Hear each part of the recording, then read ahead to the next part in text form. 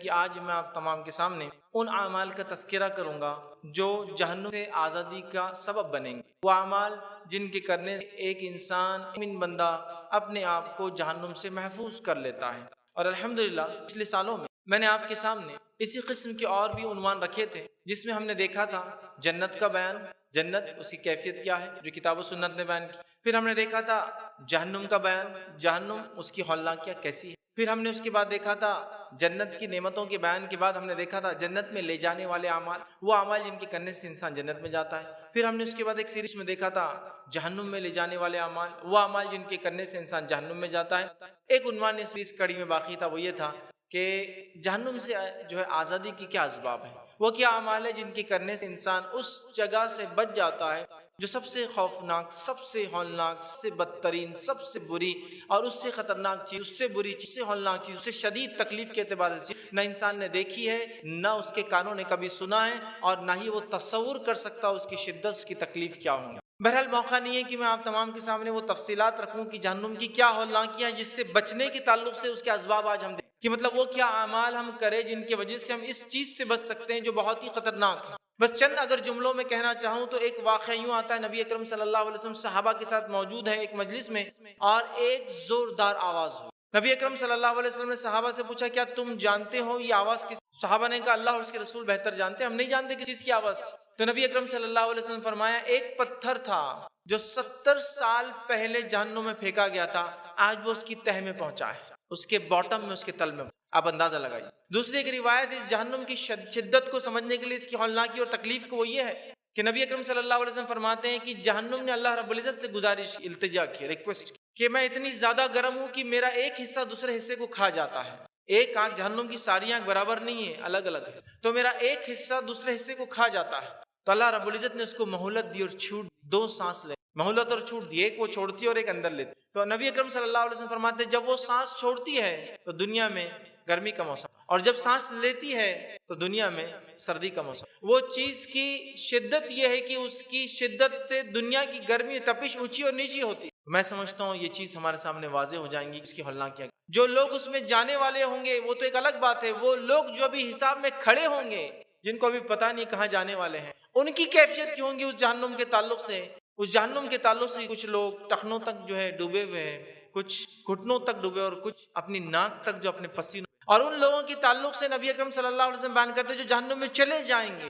وہ اتنا کثرت سے روئیں گے، اتنا زیادہ روئیں گے کہ حدیث میں الفاظ ہیں کہ ان کے آنسوؤں میں کشتیاں چلائی جا سکتی، جہاز، پانی کے جہاز چلائے جا سکتے۔ نبی اکرم صلی اللہ علیہ وسلم فرماتے ہیں دنیا کی آنکھ کے مقابلے میں جہنم کی آنکھ 70 درجے زیادہ ہے، 70 ٹائمز مور ہے۔ اور عربی زبان میں 70 کا صیغہ ملٹیپل یا بہت زیادہ کے لیے بھی استعمال ہوتا ہے، اور لفظی معنی لے تو 70 کو اگر لفظی بھی لے لیا جائے تو اگر دنیا کی آنکھ، ہم جانتے ہیں آج سائنسی اعتبار سے ہم لاکھوں ڈگری تک ٹیمپریچر لے جا سکتے ہیں، جس میں نیوکلیئر فیشن ہوتا ہے، جو سب سے چھوٹا مادہ ہوتا ہے اس کو توڑا جاتا ہے، بریک کیا جاتا ہے، جس سے بہت زیادہ توانائی، انرجی نکلتی ہے۔ تو لاکھوں ڈگری ٹیمپریچر پہ وہ ٹوٹتا ہے، وہ چھوٹا سا جو ایٹم ہوتا ہے بریک ہوتا ہے، یاد رکھیں۔ وہ لاکھوں کا تو بہت دور کا پیمانہ، اور 2-4 ہزار ڈگری جس پہ سونا، چاندی، تانبا، پیتل پگھلتے لوہا چھوڑ دیتے ہیں، بڑا پیمانہ ہے۔ 2000 بھی اگر ملٹیپلائی کے 70 سے تو 1,40,000 ڈگری، وہ سب کو نہ کرتے ہوئے پریکٹیکلی بات کو سمجھنے کے لیے صرف دھوپ کی شدت، دھوپ جو ہمارے پاس گرمیوں میں 40 سے لے کر 45 کی بھی ایوریج پورے انڈیا میں یہی ہوتا، تو 40 سے 45 کی شدت یہ ہے کہ اگر اس میں انسان 2 سے 3 دن کھڑا ہو جائے تو پھر سن اسٹروک سے مر جاتا ہے،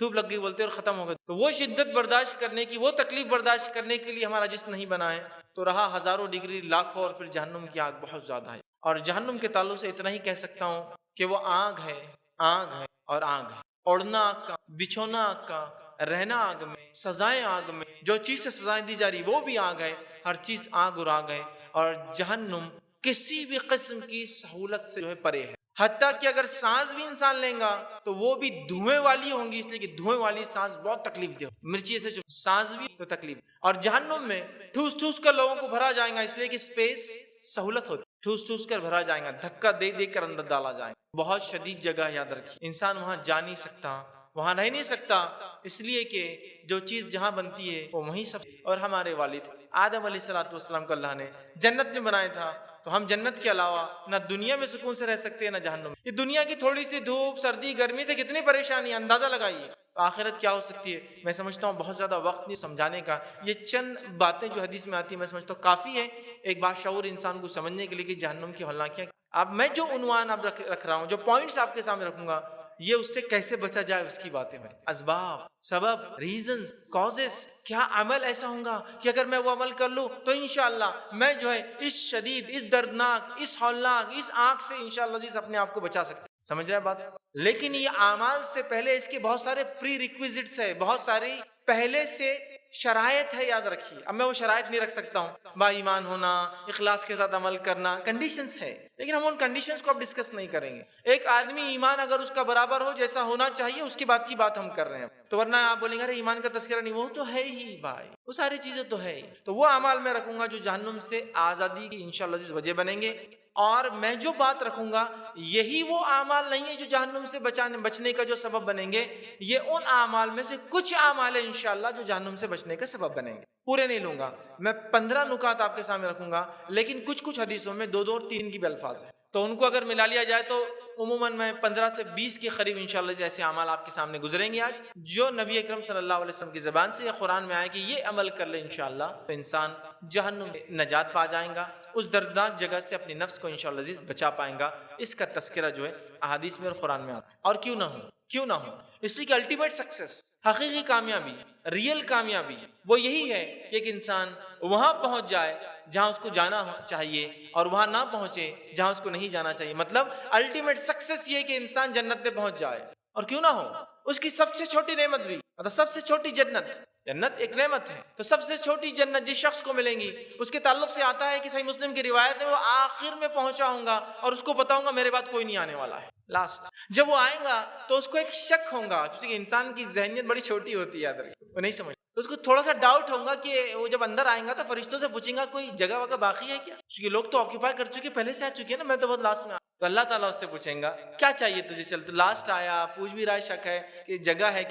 کیا چاہیے وہ بول دے میں دے دیتا۔ تو اللہ تعالیٰ سوال کریں گا، بندہ نہیں سمجھ پائیں گا اس کو کیا بولے، چونکہ ہم تو 20-30 کے پلاٹوں میں پریشان رہتے ہیں، سب سے چھوٹی کوانٹٹی ہوتی ہے نا، کوئی خراب چیز نہیں ہے، لیکن ایک مثال دینے چونکہ اتنا ہی لے لے تو ایک سکسیس کامیابی ہوتی ہے ایک انسان کے لیے، کہ خود کا گھر زمین کا ایک چھوٹا خطہ میرے نام ہو جائے، جو کم از کم بانڈ پہ تو مل جاتا ہے، رجسٹری نہ بھی ہو، 20 فٹ بائی 30 فٹ۔ تو بندہ کہیں گا کہ جواب نہیں ہوگا تو اللہ تعالیٰ کہیں گا کیا دنیا میں جو سب سے چھوٹی سلطنت تھی اتنی دے دوں؟ بولیں گا یہ تو بہت ہو گیا، وہ تو سوچ ہی نہیں رہا، اس کو سمجھ نہیں آ رہا، وہ تو سوچ رہا جگہ ہی یہ نہیں ہے، دنیا کی جو سب سے بڑی سلطنت تھی،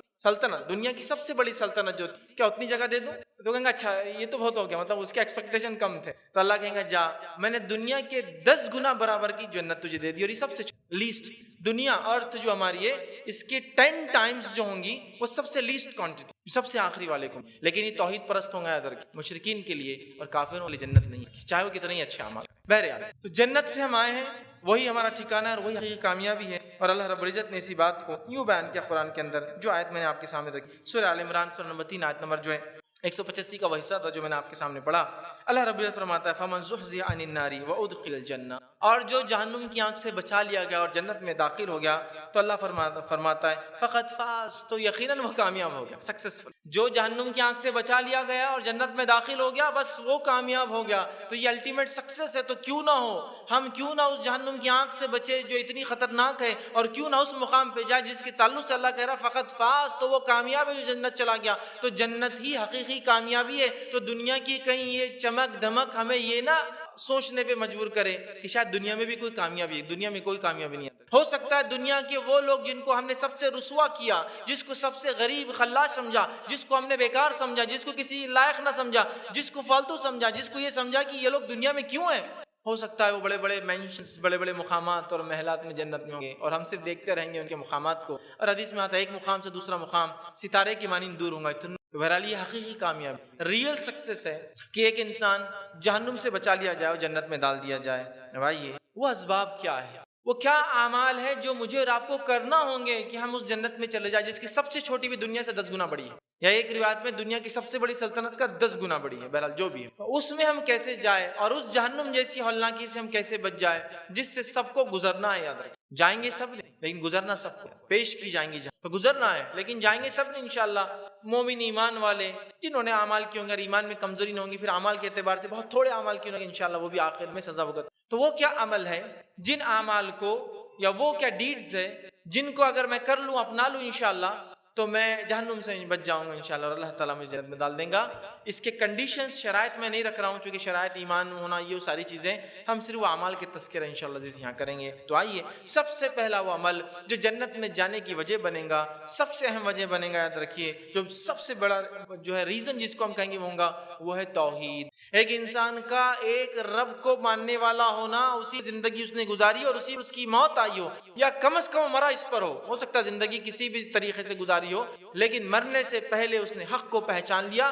رب کو پہچان لیا، توحید کو جان لیا، ایک اللہ کو مان لیا اور اسی کے مطابق عمل کیا، انشاءاللہ عزیز وہ چلا جائے گا خالص توحید۔ پھر عمل کے اعتبار سے اگر کمزور رہا تو بھی انشاءاللہ چانسز گلوریس ہے، بہت امکانات ہے کہ جنت میں کبھی نہ کبھی سزا بھگت کر جائیں گا، لیکن اگر اس میں گڑبڑ ہو گئی تو اعمال کے اعتبار سے ڈھیروں اعمال ہو، وہ کوئی عمل ایک بھی کام نہیں آئیں گا اگر اس میں کوئی کمزوری ہو جائے تو یہ سب سے بڑی وجہ ہے لوگوں کی جنت میں جانے کے لیے۔ یہی وہ دعوت تھی جو سارے انبیاء آدم علیہ السلام سے لے کر محمد صلی اللہ علیہ وسلم تک لے کر آئے، ان کے احکامات شریعت کے بدلے ہیں، مسائل بدلے ہیں، توحید اور عقیدہ کبھی نہیں بدلا ہے، وہ پہلے دن سے لے کر آج تک اور قیامت تک وہی رہنے ہو۔ یہ وہ عقیدہ ہے جس کے اوپر سب کو رہنا ضروری ہے، اور جن اور انس کو اس پر رہنا ہے اور اس کے مطابق عمل کرنا، چونکہ دو اختیاری مخلوق ہے، چاہے تو مانے چاہے تو انکار کرنا۔ تو لہٰذا توحید سے بڑی وجہ ہے، سب سے اہم کاز ہے، سب سے اہم ریزن ہے، سب سے بڑی چیز کی بنیاد پر انشاءاللہ عزیز لوگ جنت میں جائیں گے اور جہنم سے محفوظ کر لیے جائیں گے۔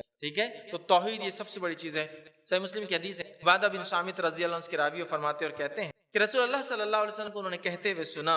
جو آدمی یہ گواہی دے کہ اللہ تعالیٰ کے سوا کوئی معبود برحق نہیں اور محمد صلی اللہ علیہ وسلم اس کے رسول ہیں، تو اس پر اللہ تعالیٰ نے جہنم کو حرام کر۔ جو شخص اس چیز کی گواہی دے کہ اللہ کے سوا کوئی معبود برحق نہیں، جو اس کی گواہی دے کہ محمد صلی اللہ علیہ وسلم اس کے بندے اور رسول ہے، تو پھر وہ شخص انشاءاللہ عزیز اس پر جہنم حرام کر دی گئی، مطلب وہ جہنم میں نہیں جائیں گا، وہ جنت میں داخل ہوں گا۔ سمجھ میں آئی بات؟ تو کتنی اہم چیز یاد رکھی توحید۔ اسی طرح جو ہے ایک دوسری روایت میں آتا ہے جو کہ صحیح مسلم کی روایت ہے، نبی اکرم صلی اللہ علیہ وسلم فرماتے ہیں جس شخص کی موت اس حالت میں آئے کہ وہ اللہ کے ساتھ کسی کو شریک نہ ٹھہراتا ہو، ایک تو ہوا جو گزرا اس، لیکن اب ہے خاص طور سے، اس لیے کہ بہت سارے لوگ ہوتے ہیں ان کو توحید کا علم نہیں، اور بہت ساری مرتبہ جب توحید کی تذکرے ہوتے ہیں، توحید کی بات ہوتی ہے تو بہت سارے لوگ بولتے ہیں نئے ٹاپک لاتے ہیں، یہ توحید کیا ہے، کبھی دوسری باتیں ہم نے کافی سنی، توحید سب سے اہم ٹاپک، یہ وہ لفظ تھا۔ کچھ لوگ بولیں گے توحید کہاں سے آیا، یہ توحید یاد رکھیے یہ وہ لفظ تھا جو بلال ادا کیا کرتے تھے جب ان کا آقا ان کو تکلیف دیتا، چونکہ غلام تھے، مارتا، سینے پر پتھر رکھتا، تپتی ہوئی ریت پر لٹا دیتا، بلال کیا کہتے روایت میں آتا، احد احد، میں ایک کو ہی مانتا ہوں، میں ایک کو، یہی توحید، ایک کو۔ بلال رضی اللہ عنہ، یہ کوئی نئی چیز، نیا لفظ نہیں، یہ سب سے اہم چیز ہے، اس کے وجہ سے ہی دنیا میں لوگوں کو تکلیفیں آئی، یہی وجہ بنی لوگوں کی جہنم سے بچنے کی، اور یہی سب سے بڑی وجہ ہے لوگوں کی جنت میں جانے کی، توحید۔ جس کا خاتمہ، اب زندگی گزر گئی، دنیا نکل گئی، ہو گیا جو غلط ہونا تھا، جو خاتمے سے پہلے انسان نے سمجھ لیا، عمر کے کسی میں تھا، زندگی کے کسی بھی جو ہے طریقے پہ دنیا کے اندر چلتا رہا، چاہے اسلام پہ نہیں بھی تھا، لیکن آخر وقت سمجھ میں آیا، پھر اس نے خالصتاً توحید کو مان لیا، ایک اللہ کو مان لیا اور اس پر عمل کر لیا، انشاءاللہ عزیز نبی اکرم صلی اللہ علیہ وسلم فرما رہے حدیث میں، جس شخص کی موت اس حالت میں آئے کہ اللہ کے ساتھ کسی شریک نہیں ٹھہراتا تھا وہ جنت میں داخل ہوگا، اور جس آدمی کی موت اس حالت میں آئے کہ وہ اللہ کے ساتھ شریک ٹھہراتا تھا وہ جہنم میں داخل۔ تو جہنم سے بچنے کی وجہ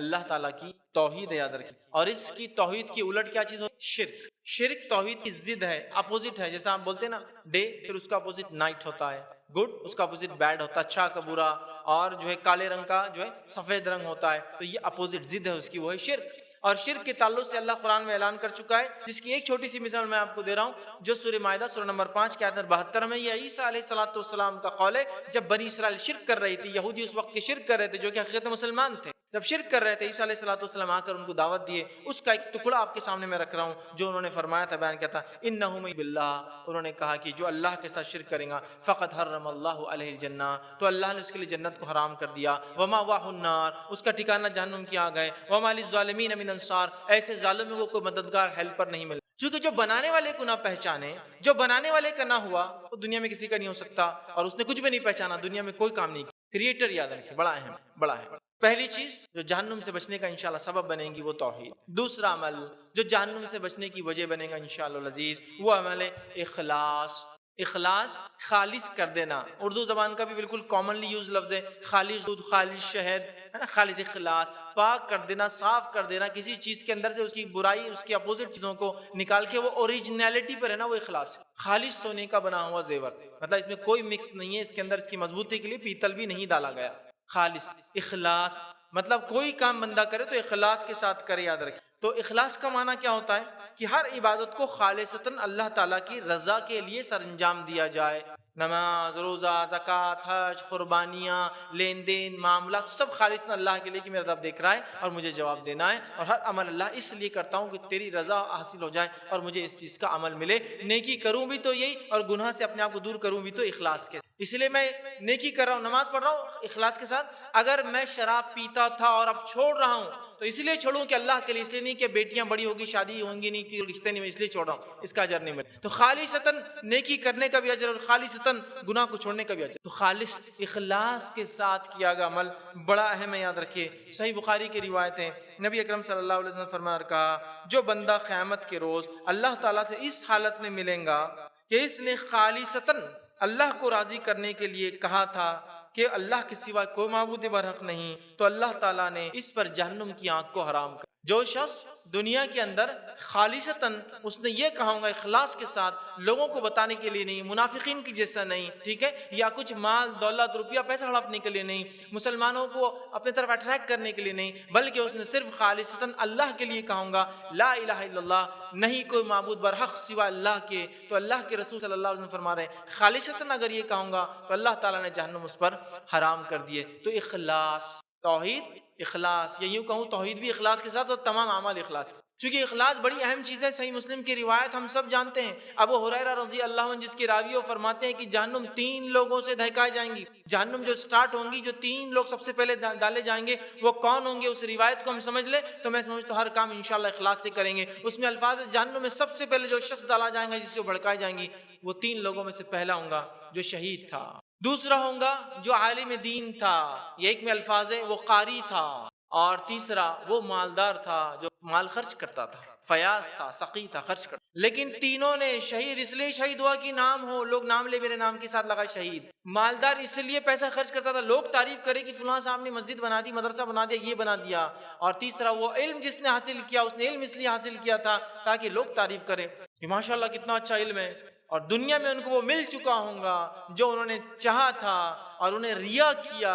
اخلاص کے خلاف عمل کیا، مطلب دکھاوے کے لیے کیا، خالص اللہ کے لیے نہیں کیا، نتیجتاً جہنم میں تینوں کی بل گھس کے پھینکا جائیں گا۔ اور اللہ ان سے سوال کریں گے جب نعمتوں کا، مال دیا تھا کیا کیا، وہ کہیں گے اللہ تیرے راہ میں خرچ کیا، اللہ کہیں گے جھوٹ۔ عقل دی تھی بندے کیا کیا، اللہ تیرے دین کا علم حاصل کیا، اللہ کہیں گے جھوٹ کہا، تو نے تو نام کیا۔ اللہ کہیں گا تو نے کیا کیا، تجھے جسم طاقت دی تھی، وہ کہیں گا اللہ شہید ہوا، اللہ کہیں گا تو نے تو نام کیا۔ لہٰذا کوئی بھی کام کیجیے چھوٹے سے چھوٹا کیجیے اخلاص کے ساتھ، چھوٹے سے یقیناً کس کا اخلاص کیا ہے ہم نہیں بولتے، لیکن جو بھی کرے ایک بندہ وہ اخلاص کے ساتھ کرے کہ مجھے کسی کو دکھانا نہیں اور کسی سے کوئی ایکسپیکٹیشن نہیں ہے، میں صرف یہ کام اللہ کے لیے کرتا ہوں کہ میرا رب اس کا مجھے بدلہ دے، باقی دنیا سے مجھے کوئی سروکار ہو۔ اسی وجہ جو جہنم سے آزادی کی ملیں گی خالصتاً توحید، مطلب خالص مخلص ہو کر اعمال کرنا، چاہے عمل کتنا ہی چھوٹا ہو، اور اخلاص کے خلاف ریا ہوتا ہے، دکھاوا ہوتا ہے۔ تیسرا عمل جس کے کرنے سے انشاءاللہ عزیز جو جہنم سے ہم نجات پا سکتے بچ سکتے ہیں، وہ یہ ہے کہ ہم اللہ سے دعا کرے ہمیشہ کہ اللہ مجھے جہنم میں نہ ڈالے، اور جنت کی اور جنت کا ہمیشہ اللہ سے سوال کرے، جنت کو مانگے اور جہنم سے نجات مانگے۔ اس لیے کہ اللہ رب العزت نے قرآن میں اپنے بندوں کی ایک صفت بیان کی، وہ صفت اس طرح سے اللہ تعالیٰ نے بیان کی، آیت یوں ہے جو کہ سورہ فرقان سورہ نمبر 25 کی آیت نمبر 65 اور 66 ہے، جس میں اللہ فرماتا اور کہتا ہے الذین یقولون ربنا اصرف عنا عذاب جہنم ان عذاب کان غراما۔ مومن عباد الرحمن کی ایک صفت قرآن بیان کر رہا ہے، وہ کیا ہے سنیے، وہ یہ ہے، اور جو یہ دعا کرتے ہیں کہ ہمارے رب ہمیں دوزخ کے عذاب سے نجات دے، یقیناً دوزخ کا عذاب بڑا چپکنے والا ہے، لپٹنے والا ہے، چمٹنے والا ہے، گھیر لینے والا۔ تو دعا کرتے، کون دعا کرتے ہیں؟ عباد الرحمن، اللہ کے بندے، رحمان کے بندے دعا کرتے ہیں۔ اور ایک حدیث میں جو صحیح الجامع میں جو روایت ہے، نبی اکرم صلی اللہ علیہ وسلم فرماتے ہیں جو اللہ تعالیٰ سے 3 مرتبہ جنت کا سوال کرتا ہے تو جنت کہتی ہے اللہ اس کو جنت میں بھیج، اور جو 3 مرتبہ اللہ سے جہنم سے پناہ مانگتا ہے کہ اللہ مجھے جہنم سے نجات دے دے، تو جہنم کہتی ہے اللہ اس کو جو ہے جہنم دور کر دے۔ تو جو شخص دعا کرتا ہے کہ اللہ مجھے جنت میں داخل کر اور جہنم سے نجات دے، اللہم اسألک الجنت ونعوذ بک من النار، یہ ایک عام دعا. تو اگر 3 بار کرتا ہے، اللہ میں سوال کرتا ہوں جنت کا اور پناہ مانگتا ہوں جہنم سے، تو جنت کہتی ہے اللہ اس کو بھیج دے جنت، اور جہنم کہتی ہے اللہ اس کو دور کر دے جہنم. ٹھیک ہے. اور نبی اکرم صلی اللہ علیہ وسلم صحابہ کو ٹریننگ دیا کرتے، تربیت دیا کرتے، تعلیم دیا کرتے تھے جہنم سے نجات کی دعا کرنے کا. اور آپ نے یہ دعا سکھلائی. دعا کے الفاظ ہیں اللہم انی اعوذ بک من عذاب جہنم، اے اللہ میں پناہ مانگتا ہوں جہنم کے عذاب. یہ دعا تربیت دی. ٹھیک ہے. اسی طرح جو ہے انس بن مالک رضی اللہ عنہ فرماتے ہیں، صحیح بخاری کی روایت ہے، نبی اکرم صلی اللہ علیہ وسلم جس دعا کو کثرت سے کرتے وہ دعا کیا تھی؟ ربنا آتنا فی الدنیا حسنہ وفی الآخرۃ وقنا عذاب النار. یہ دعا کثرت سے کیا کرتے، بہت زیادہ کیا کرتے، جس کے اندر دنیا کا خیر علم و عمل کے اعتبار سے، آخرت کا خیر اور جہنم سے نجات، آنکھ سے نجات کی دعا ہے. ہمیں بھی چاہیے ہم کثرت سے جہنم سے نجات کے لیے دعائیں کریں. اسی طرح چوتھا وہ عمل جو انشاءاللہ عزیز جہنم سے نجات کا ذریعہ بن سکتا ہے ہمارے، وہ کیا ہے؟ وہ ہے تقوی. تقوی یہ بھی دل کی کیفیت یاد رکھیں. تقوی کسے کہتے ہیں؟ آئیے، تقوی سے مراد اللہ تعالیٰ کا ڈر ہے اور نافرمانی سے پرہیز کرنا اور برائیوں اور گناہوں سے بچنا، اپنے دامن کو بچانا، یہ تقوی. مطلب ایک انسان گناہوں اور معصیت سے بچتا ہے چونکہ اللہ کا ڈر رکھتا ہے، اس کا تقوی رکھتا ہے. یاد رکھ. تو یہ تقوی یاد رکھیں کہ ہم کسی گناہ کو اللہ تعالیٰ کے لیے، ہم گناہوں سے بچے اس لیے کہ ہم ڈرتے ہیں کہ اللہ تعالیٰ ایک عذاب دینے والا، ایک دن آئے گا، حساب و کتاب ہوگا. تقوی یاد رکھیے بڑی اہم چیز ہے. اللہ رب العزت نے سورہ مریم سورہ نمبر 19 آیت نمبر 71 اور 72 نے فرمایا کہا، اور تم میں سے کوئی نہیں جس کا جہنم پر گزر نہ ہوگا. مطلب ہر انسان کو جہنم پر پیش کیا جائے گا. یہ طے شدہ بات ہے جو آپ کے رب کے ذمے ہیں. پھر ہم پرہیزگاروں کو تو بچا لیں گے، یہاں لفظ متقین کو بچا لیں گے. ہر آدمی جہنم پر پیش کیا جانے والا ہے، ہر آدمی کوئی بھی ہو. اللہ فرما رہا ہے ہم ان کو بچا لیں گے جو پرہیزگار تھے، متقی تھے، تقوی والے تھے، ان کو بچا لیں گے. اور ظالموں کو اس میں جو ہے گھٹنوں کے بل جو ہے اٹھا کر جو ہے پھینک دیا جائے گا، یا گھٹنوں کے بل جو ہے گرا دیا جائے گا یا چھوڑ دیا جائے گا. تو یہاں تقوی کا لفظ ہے کہ تقوی والوں کو تو بچا لیں گے، دوسروں کو اللہ نہیں بچائیں گا. تو تقوی بڑی اہم چیز ہے. یاد رکھیے ہمیں شدید ضرورت ہے کہ اپنے نفس میں ہم تقوی پیدا کریں، اللہ کے ڈر کی، ہم گناہوں اور معصیت سے بچے. جامع ترمذی کی روایت ہے، ابو ہریرہ رضی اللہ عنہ فرماتے اور کہتے ہیں کہ رسول اللہ صلی اللہ علیہ وسلم سے پوچھا گیا کہ لوگوں میں سب سے زیادہ لوگ کس چیز کی وجہ سے جنت میں جائیں گے؟ مطلب لوگ کس چیز کی بنیاد پہ سب سے زیادہ جنت میں جائیں گے؟ تو نبی اکرم صلی اللہ علیہ وسلم نے کہا کہ جو ہے اللہ کا تقوی اور حسن الخلق، اچھے اخلاق. یہ 2 چیزیں جنت میں سب سے جانے کی وجہ بننے والی. سب سے زیادہ کون کون سی چیزیں؟ اللہ کا تقوی اور اچھے اخلاق. تقوی یاد رکھیے آ گیا. پھر آگے پوچھا گیا کون سی وجہ سب سے زیادہ بنے گی جہنم میں جانے کی؟ کون سا عمل سب سے زیادہ، یا کس چیز سے سب سے زیادہ جہنم میں جائیں گے؟ تو فرمایا منہ اور شرمگاہ کی وجہ سے سب سے زیادہ لوگ، اور تقوی اور اچھے اخلاق سے سب سے زیادہ لوگ جنت میں. ٹھیک ہے. تو تقوی بڑی اہم چیز یاد رکھیں. ہمیں تقوی اپنے نفس میں پیدا کرنا چاہیے، اور وہ تب ہوں گی جب ہم کتاب و سنت کا علم حاصل کریں. اور تقوی جب حاصل ہوگا جب کتاب و سنت کا علم حاصل کرے، اور اس کے بعد نبی اکرم صلی اللہ علیہ وسلم کی سیرت، آپ کس طرح سے تقوی اختیار کرتے، صحابہ کی زندگیاں پڑھیں کیسے انہوں نے تقوی اختیار کیا، کیسے ان کی دل کی دنیا تبدیل ہوئی. یاد رکھیے یہ بڑی افسوس کی بات ہے، ہم لوگ ایمان والا ہونے کا دعویٰ کرتے ہیں لیکن دل کی دنیا وہی ویسی اندھیری والی. پھر بات ہو رہی تمام چیزوں کی، تقوی کی آج بہت پانچواں وہ عمل جس کی وجہ سے لوگ جہنم سے بچیں گے انشاءاللہ، وہ روزہ رکھنا. روزہ رکھنا سنن نسائی کی اور سنن ابن ماجہ کی روایت ہے. رسول اللہ صلی اللہ علیہ وسلم نے ارشاد فرمایا اور کہا کہ روزہ جہنم کی آنکھ سے ڈھال ہے. جیسا کہ تم میں سے کوئی شخص جنگ میں جاتا ہے تو اپنے آپ کو ڈھال سے بچاتا ہے، روزہ جہنم کی آنکھ سے ڈھال ہے. جیسا ایک انسان جنگ میں جا کے ڈھال سے اپنے آپ کو بچاتا ہے، روزے دار بھی جہنم کی آنکھ سے اپنے آپ کو. روزہ رکھنا یہ بڑی افسوس کی بات ہے. روزہ جس کی اتنی اہمیت بتائی گئی، اتنے دھڑلے سے لوگ چھوڑتے، اتنے آسانی سے لوگ چھوڑتے، اتنے کثرت سے لوگ چھوڑتے ہیں جس کی کوئی انتہا نہیں. اچھا چلو چھوڑ دیتے کسی وجہ سے، ٹھیک ہے، مجبوری یا بیماری ہو سکتی یا کوئی اور وجہ، لیکن دھڑلے سے سامنے کھا بھی رہے جو روزدار ہے. سبحان اللہ. ایک ندامت بھی نہیں کہ ہم روزہ نہیں ہے، دوسرا اس پر کھا بھی رہے لوگ. اور کتنی افسوس کی بات ہے کہ روزہ جہنم کی آنکھ سے ڈھال ہے. جیسا ایک سپاہی اپنی حفاظت کرتا ڈھال کے ذریعے، یا تیر سے، تلوار سے، نیزوں سے، دشمن کی آنکھ سے، اسی طرح روزہ ڈھال ہے جہنم کی آنکھ سے. یہ معلوم ہونے کے باوجود بھی ہم دھڑلے سے چھوڑ رہے ہیں، اور اتنی چھوٹی چیزوں کی بنیاد پر چھوڑ رہے ہیں جس کی کوئی انتہا. کچھ لوگ روزہ اس لیے چھوڑ رہے ہیں کہ ان کی عادتوں نے ان کو مجبور کر رکھا ہے، ان کی لتوں نے ان کو مجبور کر رکھا ہے. کیوں پالتے ہو ایسی لتیں جو آپ کو، ایسی عادتیں اور اطوار کی جو آپ کو ایک فریضے نہیں، اپنے کو یہ کھائے بغیر جمتا نہیں، یہ پی بغیر جمتا نہیں. اسی طرح کچھ لوگ روزہ اس لیے چھوڑ رہے ہیں کہ ان کو فیل ہوتا ہے کہ وہ زیادہ کمزور ہو جا رہے ہیں. جبکہ میں کہہ رہا ہوں نا، مشین پہ آپ تول لے اپنے آپ کو، رمضان سے پہلے ویٹ کر لے اور رمضان کے بعد کرے. اتنے پنکچوالٹی سے اور اتنا زیادہ کھاتے ہیں الحمدللہ جس کی کوئی انتہا نہیں. ویٹ تو لاس سوال ہی نہیں, ویٹ گین ہو جاتا ہے. تو روزہ ہے نا بھائی, روزہ ہے تو شہر میں ڈبل 2 ٹائم کا کھانا ایک ساتھ. روزہ کھولتے افطار, افطار کے بعد نماز کے بعد پھر کھانا,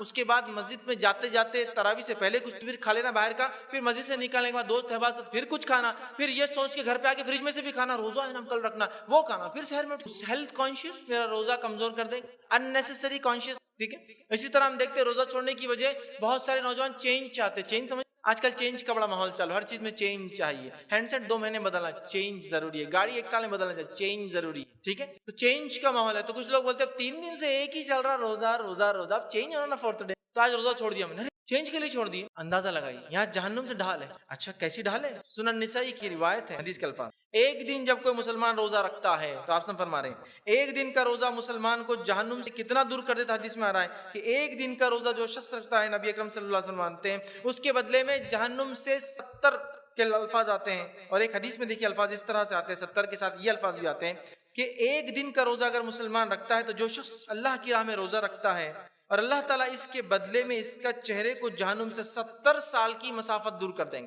70 ایئرس اس کے چہرے کو دور کر دیں گا جہنم ایک روزے کے بعد. اور دوسرے میں جامع ترمذی کی روایت میں یہ الفاظ ہے, اور آپ صلی اللہ علیہ وسلم, جو شخص اللہ کے راستے میں ایک دن روزہ رکھے گا اللہ تعالیٰ اس کے اور جہنم کے درمیان زمین و آسمان کے فاصلے کی اتنی خندق کر دیں گے. زمین و آسمان کا فاصلہ کتنا ہے؟ یہ جو چاند دکھتا ہے وہ آسمان نہیں ہے. زمین و آسمان جو 7 سماوات 7 آسمان ہے نا, وہ تو کتنا ہے؟ آج سائنس یہ کہہ رہی ہے کہ ہم 200 کھرب 20 سال تک دیکھ سکتے ہیں. 200 بلین لائٹ ایئرز تک ہم دیکھ سکتے ہیں. مطلب روشنی کو اگر چھوڑ دیا جائے جو کہ 1.86 مطلب 186 مائلز پر سیکنڈ کی رفتار سے بھاگتی ہے, اس کو چھوڑ دیا جائے, مطلب کلومیٹر کا اگر موٹا حساب چاہیے تو 3 لاکھ کلومیٹر فی سیکنڈ بھاگتی ہے, تو اس کو چھوڑ دیا جائے تو 200 بلین سالوں تک اگر دوڑتی رہے تو وہاں تک ابھی کائنات دکھتی ہے. لیکن یہ بھی بول رہے مکمل نہیں ہے, ایک حصہ ہی ہم دیکھ پا رہے ہیں ابھی, اس کے آگے کیا ہم نہیں جانتے. آسمان تو اس کی بھی بات ہے, انسانی تصورات ان کے کیلکولیشن اور حسابوں سے دور اور پرے بات ہے, ہم کبھی نہیں سمجھ. اتنا فاصلہ اللہ دیں گا صرف روزہ رکھنے. تو اب میں سمجھتا ہوں کوئی بھی روزہ نہ چھوڑے. اور ویسے بھی روزہ بہت سارے گناہوں کا کفارہ بھی ہے. قسم کھا لی نہیں پورا کر سکے تو کفارے میں روزہ. اسی طرح گناہ ہو گیا روزے کی حالت میں. اسی طرح بہت سارے الگ الگ بہت سارے ایسے احکامات آپ کو ملے فقہ کی, آپ کتابیں کھولیں گے جہاں روزہ رکھ لو اس کے بدلے اتنے روزے رکھ لو, اتنے روزے, سمجھ رہے ہیں آپ, یا روزے داروں کو کھلا دو, اس طرح کی بات ہو. چھٹا وہ عمل جو جہنم سے بچنے کا انشاءاللہ ذریعہ بنے گا روزے کے بعد, وہ یہ ہے کہ 40 دن تک تکبیر اولا سے با جماعت نماز, یہ بھی جہنم سے نجات کا ذریعہ. 40 days اس کی بڑی اہمیت ہے. حدیث کے الفاظ جامع ترمذی کی روایت ہے, نبی اکرم صلی اللہ علیہ وسلم فرمایا کا جو شخص اللہ کی رضا کے لیے 40 دن تک اس طرح با جماعت نماز پڑھے کہ تکبیر اولا بھی فوت نہ ہو, ایسا پڑھے با جماعت کی تکبیر اولا بھی, پہلی تکبیر اولا بھی فوت نہ ہو, تو اللہ تعالیٰ کی طرف سے اس کے لیے 2 چیزوں سے برات لکھ دی جاتی ہے, دوری لکھ دی جاتی ہے. 2 چیزوں سے برات دوری دی جاتی ہے. وہ کون کون سی 2 چیزیں ہیں؟ پہلا فرمایا جہنم سے اس دور کر دیا جاتا ہے, دوسرا فرمایا نفاق سے دور کر دیا جاتا ہے. 40 دن تک با جماعت تکبیر اولا کے ساتھ جو نماز پڑھے 2 فائدے ملتے, جہنم سے دور, نفاق سے دور. اور صحابہ میں یہ ہمیں عمل صحابہ ملتا ہے. بہت سارے صحابہ کے تعلق سے, تابعین کے تعلق سے آتا ہے ایسے واقعہ بتاتی کہ 40 سال یا 40 دن کی بات ہو رہی, 40 سال ایسے کہ جب اذان سے پہلے وہ موجود, مطلب کبھی ایسا بھی نہیں ہوا 40 ایئرز میں کہ اذان کے بعد آئے. 40 سال کے ایسے وقفے صحابہ کی زندگیوں میں کہ وہ اذان سے پہلے مسجد میں, تکبیر اولا چھوڑنے کا چانس ہی نہیں, اذان سے پہلے. یہ 40 سال ہو گئے کہ یاد نہیں کہ اذان سے پہلے کوئی مسجد, 40 ایئرز تک ایسے واقعات ملتے. تو لہٰذا ہمیں چاہیے کہ تکبیر اولا میں با جماعت نماز کوشش کریں. 40 دن تک انشاءاللہ جو اس کا اہتمام کر لیں گا, مطلب ٹریننگ اتنی ملیں گی. 40 دن میں تو 200 نمازیں, بڑا سستا سودا ایک طرح, 200 نمازیں, لیکن اپنی مصروفیت تمام کے بعد جو 40 دن تک تکبیر اولا میں شامل ہو, کتنے چیزوں کا اس کو قربانی دینا ہوں گی سمجھ لے گی. تبھی تو اتنے بڑے فضائل ہیں. تجارت کو جلدی ختم کر کے آنا پڑے گا, آفس کے ٹائم کو ایڈجسٹ کرنا پڑے گا, بیوی بچوں کو سمجھانا, آپ کے بچے لپٹ گئے آپ کو نماز کو نہیں جانے دیں, تکبیر ساری چیزیں ایڈجسٹ کرنا پڑے گا, جماعت یاد رکھنا پڑے گا. 40 دن میں ٹائم چینج ہو جائیں گے, ظاہر سی بات ہے موسم چینج ہوتا ہے کہ نہیں ٹائم کب چینج ہو رہا ہے, کتنا پنکچوئل اٹینٹیو, ہر چیز کی قربانی دینا ہوگا تب تو ہوگی. پھر اس کے اندر 2 بڑی بھاری اور وزنی نمازیں بھی شامل ہیں جو بڑی ناممکنات میں سے, اس میں سے ایک عشاء کبھی کبھار پھر بھی ہو جاتی ہے, فجر جو ناممکنات میں سے وہ بھی شامل ہے, وہ بھی تو پڑھنا ہے نا. 200 لیکن سودا کیا ہے 40 دن اور برات حاصل, لیکن اس کا ہرگز معنی نہیں ہے اب 40 دن پڑھ لیا نا, اب 41 دن ضرورت نہیں ہے. وہ احمق ہوں گا اس کو 40 دن ٹریننگ دی جا رہی, تکبیر اولا سے بولے 41 دن ضروری نہیں ہے. ارے اب موت تک سلسلہ رکھو. رمضان میں ہوتا ہے کبھی کبھار, رمضان میں ایسا جوش اور جذبہ ہوتا ہے کہ رمضان کی پہلی رات اپن بھی عشاء کے لیے گئے, تھوڑا لیٹ ہو گئے, غلط جگہ تو نہیں ہے, نہیں اپنی مسجد ہے لیکن جگہ نہیں ہے، بولے باہر پڑھو، سڑک پہ کھڑے ہوئے جو ریگولر مسلی، مسجد بڑھ گئی، تقوی والے لوگ پورے اندر ہیں، مطلب مسجد تو فل ہے نا، پورے لوگ داخل ہے اس کے اندر، جو بیچارے اب کیا بولے، ہنسنا رونا دونوں ایک ساتھ ہے، سچویشن ہی ایسی، کیا کرے، ڈیفائن نہیں کر۔ اور رمضان گزر رہے ماشاءاللہ، ابھی 27 کے بعد پھر تھوڑا سا معاملہ ڈاؤن فال آ جائیں گا، اور اس کے بعد 20 یا 30 رہی تو شیئر مارکیٹ سے برا کریش ہوگا، وہ شیئر مارکیٹ میں تو بھی تھوڑا کریش آتا ہے، یہ کریش 100 سے میں کہتا ہوں 2 پر آ کے رکا، 100 لوگ آتے تو نہ ختم، پھر مزید انتظار کریں گے کہ وہ لوگ کہاں ہیں جو میرے پاس آتے، اگر کسی مل جائے لا کر واپس۔ 30 دن ٹریننگ کے بعد آدمی 31 دن کیسا چھوڑ سکتا ہے؟ یہ احمق انسان تھا کہ 30 دن ٹریننگ کے بعد تو 31 دن عمل تھا، تو 40 دن جو نماز پڑھے تکبیر اولیٰ کے ساتھ با جماعت، کیسے ہو سکتا ہے کہ اب زندگی بھر، ورنہ وہ ہوتا ہے کبھی 40 دن میں تو 40 دن، اب تو عادی ہو گیا انسان زندگی۔ 7واں عمل اس کے کرنے سے جہنم سے انشاءاللہ برات ہمیں گی، وہ ہے فجر عصر کی نماز کو ہمیشہ پڑھتے رہنا، 5 نماز کے ساتھ۔ یہ تو پتا چلا فجر عصر کی بات معلوم ہو گئی، اتنا ہی پڑھنا نہیں 5، لیکن یہ 2 نمازوں کی اہمیت ذرا، اس لیے اس کے تعلق سے بات آ رہی ہے، صحیح مسلم کی روایت ہے، نبی اکرم صلی اللہ علیہ وسلم نے فرمایا، کہا وہ شخص جہنم میں ہرگز داخل نہیں ہوں گا جو طلوع آفتاب سے پہلے اور غروب آفتاب سے پہلے نماز پڑھتا ہو۔ مطلب یہ 2 نماز، طلوع آفتاب سے پہلے کون سی نماز ہوتی ہے؟ سورج نکلنے سے پہلے فجر، اور غروب آفتاب سے پہلے کون سی ہوتی ہے؟ آفتاب کیا ہوتا ہے؟ مغرب ہوتی ہے، عصر ہوتا ہے۔ 2 نمازیں پڑھیں گا جہنم سے مسلسل، اور جو یہ 2 پڑھتا ہے باقی بھی پڑھیں گا۔ قرآن نے خاص تاکید حکم دیا عصر کے تعلق سے، صلاۃ الوسطیٰ کہا گیا، بیچ والی نماز، چونکہ 2 اس سے پہلے اور 2 اس کے بعد ہوتی ہے، تاکیدی حکم ہے۔ اور عصر کی نماز چھوڑنے کے تعلق سے ایک روایت میں آتا ہے، حدیث کے الفاظ دیکھیے کس طرح سے، جو شخص عصر کی نماز چھوڑ دے، صحیح بخاری کی روایت ہے، آپ نے فرمایا جو شخص عصر کی نماز چھوڑ دے اس کا نقصان ایسا ہوگا یا اس کو صدمہ اور افسوس ہوگا جیسے کہ سارے رشتہ دار مر گئے اور پورا مال دولت لوٹ، مطلب سارے رشتہ دار مرنے کی خبر ایک ساتھ آ جائے اور پورا مال دولت سب لوٹ کے خبر آ جائے، جتنا صدمہ ہوتا ہے نا روزے قیامت اتنا صدمہ ہوگا عصر کی نماز چھوڑنے۔ اثر نہیں، چونکہ اثر عموماً کیا ہوتا ہے، گرمی ہے، سردی ہے، آدمی صبح سے اٹھا ہوا ہے تو لیٹ گئے، نیند ہوشیار ہو رہی مغرب میں، تو وہ نہیں ہونا چاہیے۔ 8واں عمل جس سے کرنے سے انشاءاللہ عزیز جو جہنم سے نجات کا، برات کا ذریعہ انشاءاللہ بنیں گی ہمارے لیے، وہ ہے ظہر سے پہلے اور اس کے بعد 4 رکعت کو ہمیشہ پڑھنا، ظہر سے پہلے اور اس کے بعد 4 رکعت ہمیں، اس کے تعلق سے بھی یہ فضیلت آتی ہے، جامع ترمذی کی روایت ہے، آپ صلی اللہ علیہ وسلم فرماتے ہیں جو آدمی ظہر سے پہلے 4 رکعت اور اس کے بعد بھی 4 رکعت ہمیشہ پڑھتا رہے تو اسے اللہ تعالیٰ جہنم، اس پر اللہ تعالیٰ جہنم کی آگ حرام کر دیتا، اس پر اللہ تعالیٰ جہنم کی آگ حرام کرتا ہے، ظہر سے پہلے اور ظہر کے بعد۔ میں سمجھتا ہوں پہلے 40 دن والی ٹریننگ حاصل ہوگی تو انشاءاللہ پھر مسئلہ نہیں ہوگا چھوڑنے کا، اور 2 نمازوں کی خاص تاکید آ گئی، اس سے بھی اب ظہر بھی شامل ہوگا، اور میں سمجھتا ہوں عشاء کے تعلق سے تو خاص طور سے کہا گیا منافق پہ بھاری جاتی ہے، مغرب عموماً ہم سب پڑھ لیتے ہیں، مغرب میں دیکھیے عام نمازوں کا رش زیادہ رہتا ہے، عام نمازوں کے مقابلے میں، رمضان کے مقابلے میں تو کچھ بھی نہیں ہے، ٹھیک ہے، لیکن عام رش زیادہ رہتا ہے، ٹھیک ہے۔ بہرحال ساری نمازیں اہم ہیں، بہرحال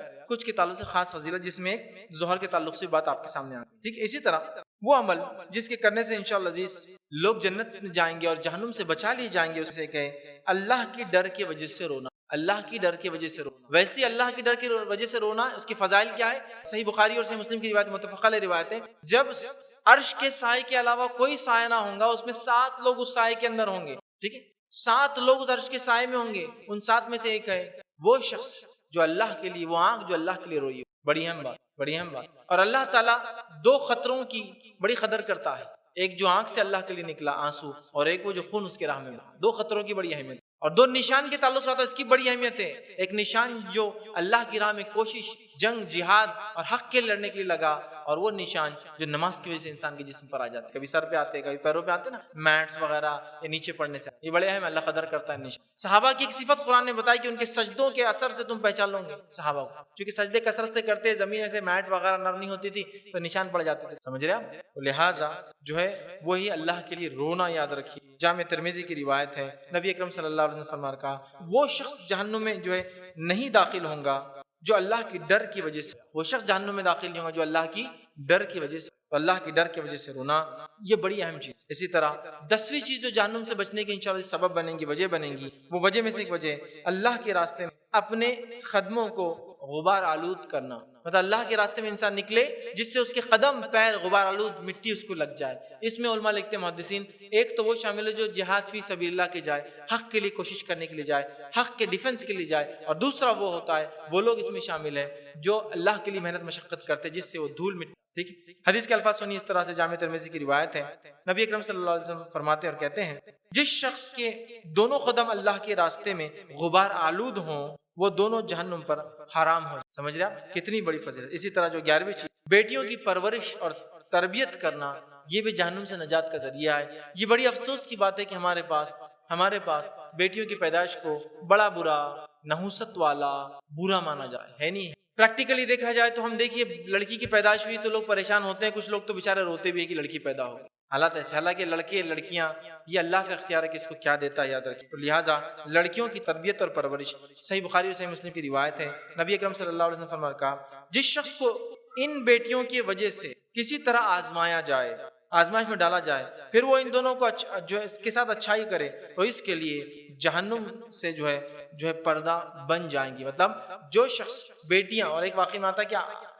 ایک شخص کے پاس 2 لڑکی، تب آپ صلی اللہ علیہ وسلم نے اشارہ کرتے کہا جس کو ان بیٹیوں سے آزمایا جائے اور وہ اس پر صبر کرے اور ان کی تعلیم و تربیت کی اچھائی کرتے رہے تو یہ بیٹیاں جہنم سے پردہ بن جائیں گی۔ اسی طرح حضرت عائشہ رضی اللہ عنہا ایک مرتبہ کہتی، میرے پاس ایک عورت ہے، 2 بچیوں، میں نے 3 کھجور تھے، دے دیے تینوں، ان کا 3 ہی کھجور۔ اس عورت نے دونوں بچیوں کو ایک کھجور دی اور خود کے لیے رکھا، بات کر رہی تھی، لیٹ ہو گئی، دونوں بچیوں نے کھا لیا۔ جب اس عورت نے اپنا کھجور لیا تو بچیوں نے مانگ لیا، اس عورت نے بچیوں کی طرف دیکھا، کھجور کے 2 ٹکڑے کیے، دونوں کو دے دیا۔ یہ بڑے غربت والے حالات تھے، یاد رکھیں، دونوں کو دے دیے۔ ماں عائشہ کو بڑا تعجب ہوا،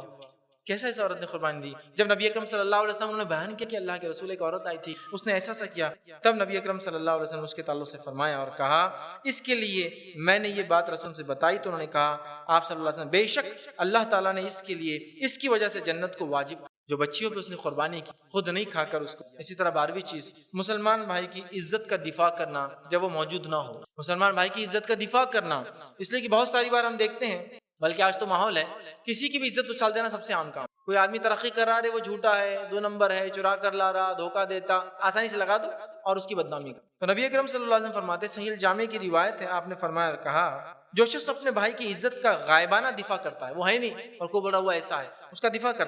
کرے تو اللہ پر اس کا یہ حق ہے کہ اسے جہنم سے آزاد کر۔ جو شخص غائبانے میں اپنے بھائی کا دفاع کرے، مطلب ایک مسلمان کی کوئی برائی بیان کرتا ہے، دوسرا بھائی دفاع کرتا ہے، نہیں ایسا نہیں ہے وہ میرا بھائی، تو اللہ تعالیٰ اس کو جہنم سے بری کر دیتا ہے، نجات دے دیتا ہے، بچا لیتا آنکھ سے۔ 13ویں چیز یاد رکھیں، جس عمل کو کرنے سے انسان جہنم سے بچ جاتا ہے اور وہ عمل کرنے سے انشاءاللہ جنت کا مستحق بنے گا، وہ یہ ہے کہ مسلمان کو آزاد کرانا۔